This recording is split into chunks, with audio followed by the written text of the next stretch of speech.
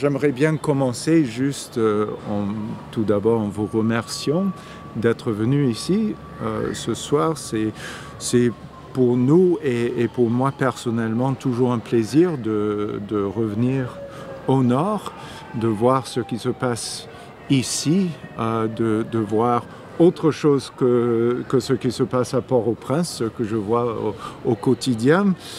Mais c'est toujours bien de voir le niveau de l'activité, l'économie, l'activité culturelle, touristique, etc. du Nord, et surtout le potentiel qui existe ici. J'ai revisité la citadelle et le palais Sans Souci ce matin, qui donne un sens non seulement de l'importance historique de cette région, mais la beauté,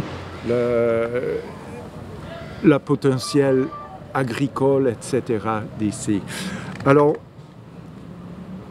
depuis le tremblement de terre en 2010, nous avons eu une stratégie de développement qui voulait justement avoir une stratégie excentrée pour ne pas juste faire une réhabilitation des dégâts du tremblement de terre autour de Port-au-Prince, mais aussi de voir ce qui est possible pour faire avancer l'économie haïtienne plus largement.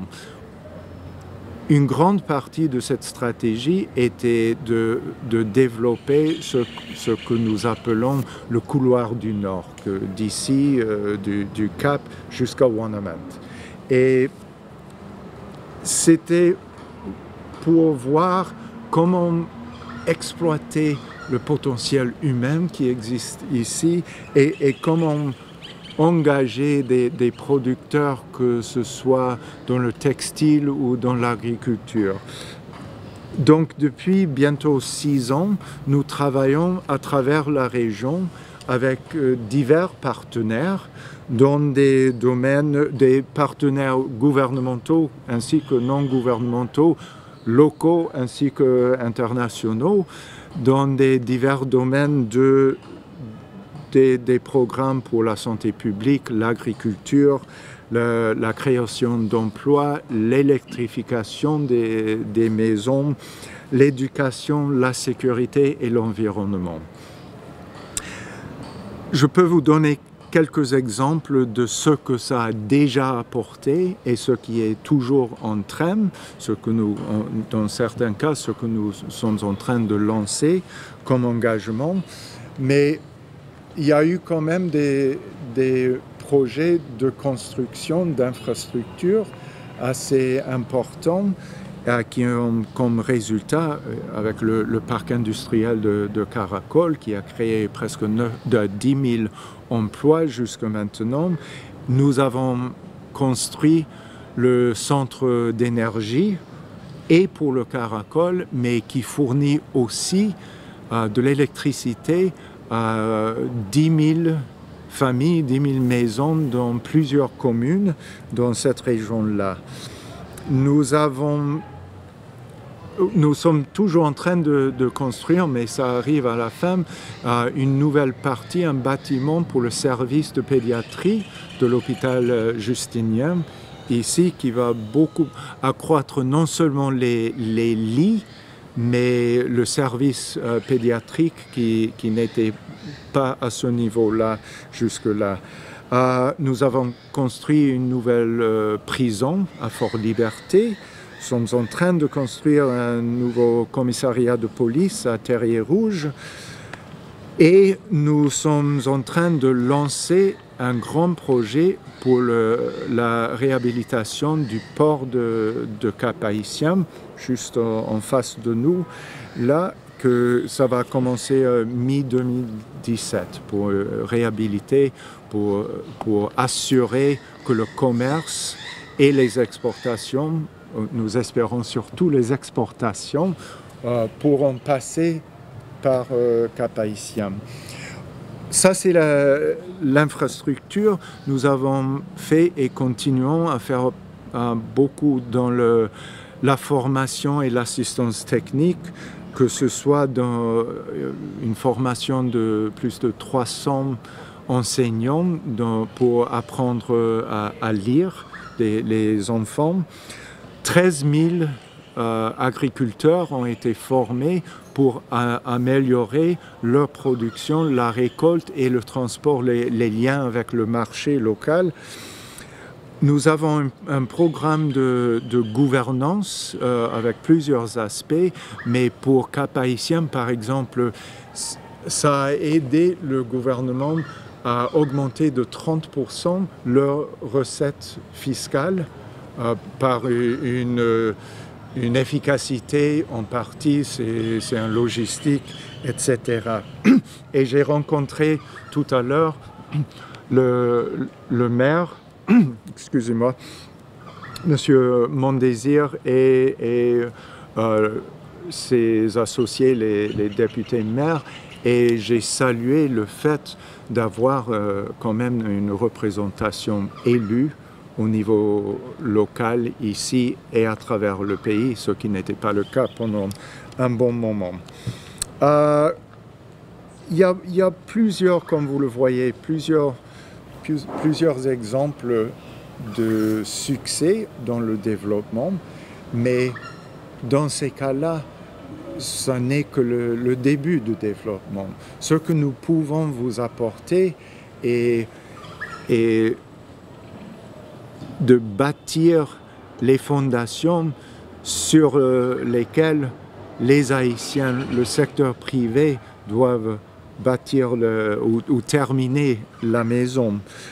Comme vous le savez, c'est pas toujours facile le développement. Haïti a beaucoup de défis. Il faut faire beaucoup de choses en même temps.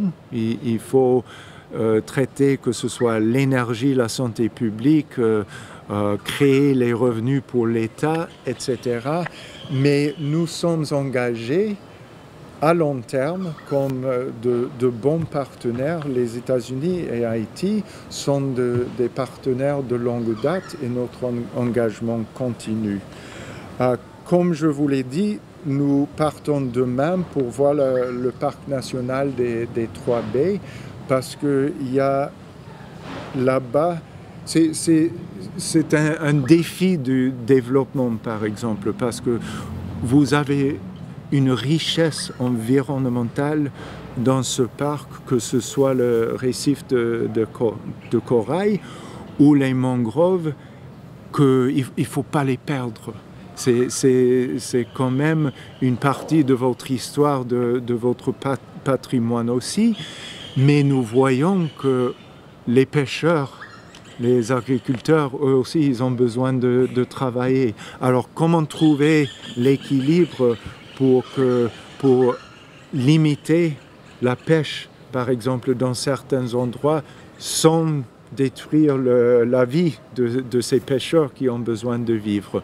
Alors, ce sont des genres de défis que nous regardons, que nous explorons avec le gouvernement pour aller de l'avant. Je dis un dernier mot sur la politique, parce que si je ne le dis pas, vous allez me poser la question de toute façon. Je ne suis pas ici pour parler des élections, mais quand même Haïti se retrouve en pleine période électorale. Je répète ce que j'ai dit souvent ailleurs, c'est que les États-Unis soutiennent entièrement l'aboutissement de ces élections. Nous voyons ce qui se passe maintenant. Moi, je trouve que ça se passe plutôt bien. Vous avez maintenant un CEP qui est bien organisé, qui est pour l'instant respecté tous les délais. On voit les candidats qui font campagne à travers le pays. Ils seront à la télévision ce soir dans un débat, j'entends. Et nous espérons que le 9 octobre et le 8 janvier, il y aura des scrutins qui sont crédibles, transparents et équitables. Parce que Haïti, quand on regarde les gros défis devant le pays, il n'y a pas que les élections. Les plus gros défis, c'est les défis économiques et sociaux. Et pour faire face à tout cela, que ce soit le Zika ou la sécheresse ou autre chose, il faut un gouvernement élu, il faut un président élu avec un mandat de 5 ans, un parlement qui est prêt à se mettre au travail et pour faire face à ces grands défis. Alors nous espérons, pour boucler ça, le peuple haïtien va aller voter parce que quand même le peuple a le droit de se faire entendre et c'est le peuple qui doit choisir qui va être le nouveau président, les nouveaux représentants et nous espérons, vu que ça se présente bien, les préparatifs de la PNH avec la MINUSTAH ont l'air d'être en bon état aussi. Nous espérons que le peuple va se faire entendre pendant ces élections.